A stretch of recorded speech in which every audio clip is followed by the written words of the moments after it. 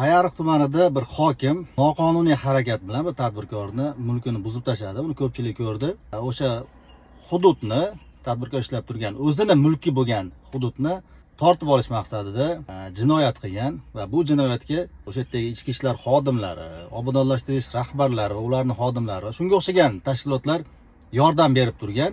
Hayronman, hokimda qanday ustunligi bor o'sha tadbirkordan va nima uchun noqonuniy hokimda harakatlariga boshqa organ, tashkilotlar yordam berganligi juda ham achinarli.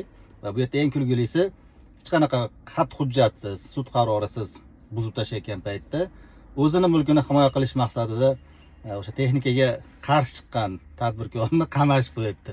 Unaqa qilmang degan qonun bor ekan, bo'ysunmadi deb qamab qo'yishibdi. Va o'zini hududida qarshilik ko'rsatgani uchun jamoat joyida bezorilik qildi degan ayblovlar qo'yilibdi.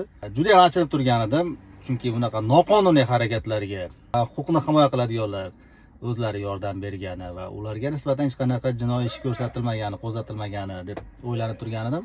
Tumanni prokuraturasi bunga e'tibor qaratmagani uchun bosh prokuraturadan prokurorga nisbatan surishtiruv ishlari ochilibdi. Juda ham xursand bo'ldim, chunki hech qaysi rahbarni yoki hech qaysi bir lavozimda o'tiradigan odamni oddiy fuqarodan hech qanday ustunlik joyi yo'q, agar qonun ishlasa.